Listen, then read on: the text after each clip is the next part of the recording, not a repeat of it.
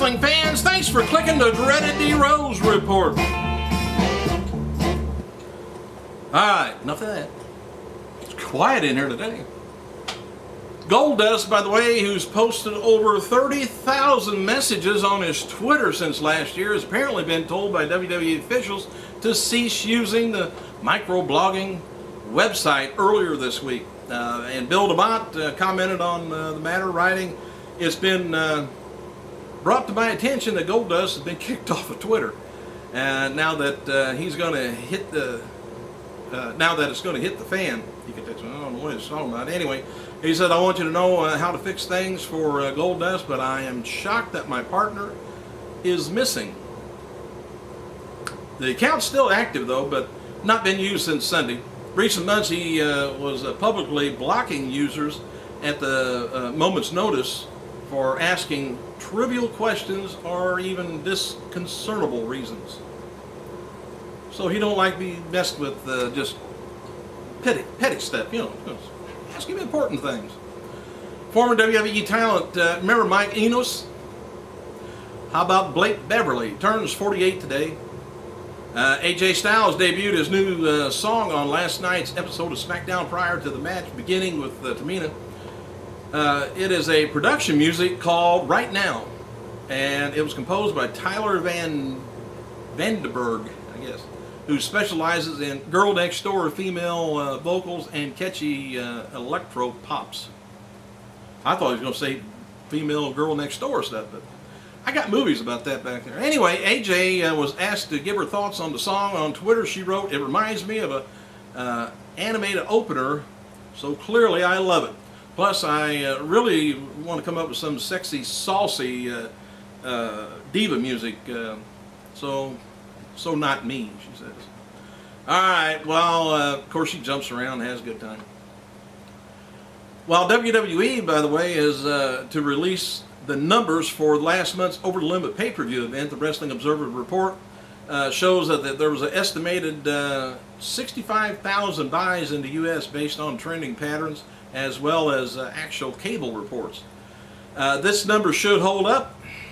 It would be WWE's least watched pay-per-view event in nearly 5 years.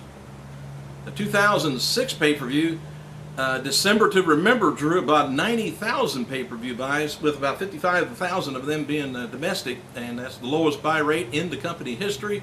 That's why you see no longer December to Remember. They want to forget it. To show the accuracy of trending numbers, they would have indicated 90,000 for TLC, table, ladders, and chairs. Real number was around 101,000. 260,000 for Royal Rumble. The real number came in, it's just a little bit under a little over 264,000. So the estimate that's coming in on last month's pay-per-view could be awful close to being right. And the number for 630,000 for WrestleMania 27, and the real number of 617. That's domestically. Over the Limit was headlined by John Cena versus The Miz, Cole versus Lawler, and Randy Orton versus Christian, which kind of tells you why that was a low number. Stan the Man with the stopwatch hand said it was 44 minutes 38 seconds of in-ring action this past Friday on SmackDown. It was up from the previous week though. MVP noted on his Twitter that the rap song he recorded with John Cena before leaving WWE is still in his possession, but he just can't and won't release it.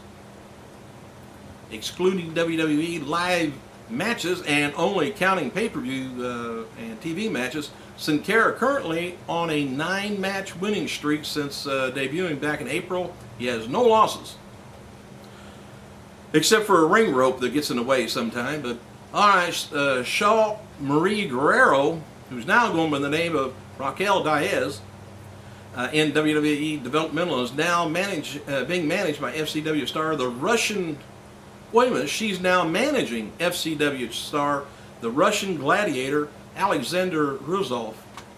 Ruzov previously competed on the independent scenes as Miroslav, the Bulgarian, before using the WWE name. But anyway, that's Vicky's daughter, Eddie's daughter. Shares of WWE stock, not the Bulgarian, but the other one. Shares of WWE stock closed at $9.39 per share Friday, hitting a new 52-week low for the third consecutive day. WWE stock closed at $10.01 Tuesday before sliding to rather 6.2% over the course of 3 days. Hang on a second. All right.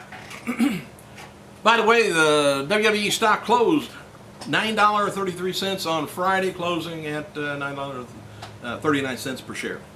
WWE stock price continually plummets since the organization has announced in April that their dividend prices would be slashed. 1 year ago, WWE stock valued at $16 a share. WWE SmackDown superstar Cody Rhodes explained in an interview with WWE Magazine why he doesn't use the social network site Twitter.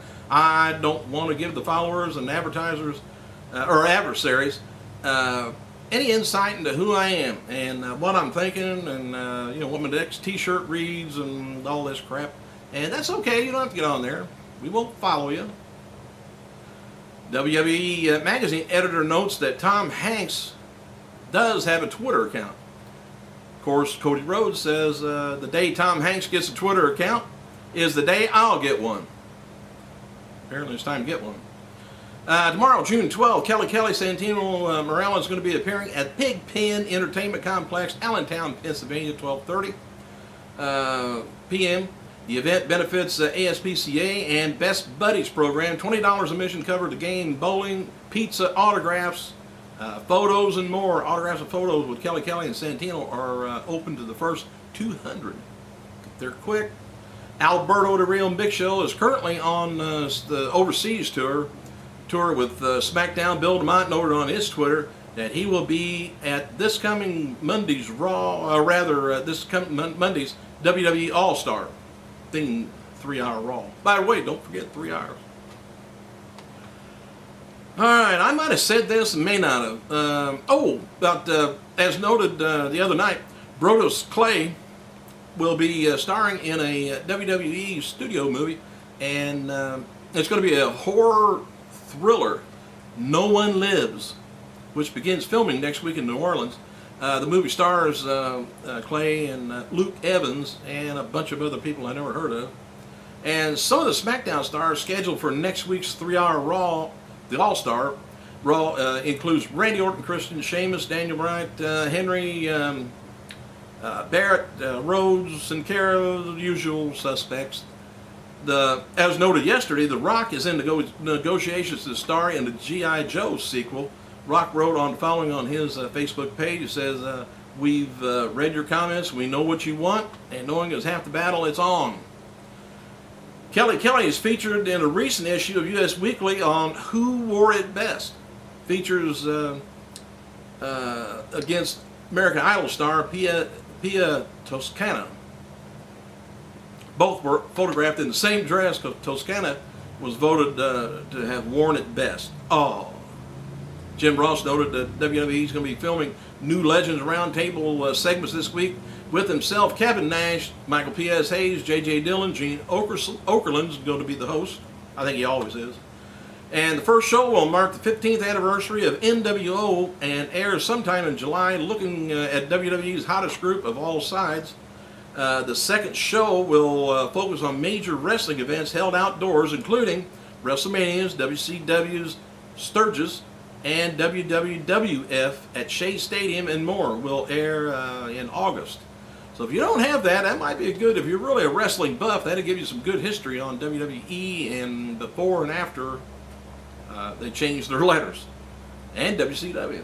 If you got the WCW DVD, let me know what you think of it. I haven't got it yet, but I gotta go. Hit it!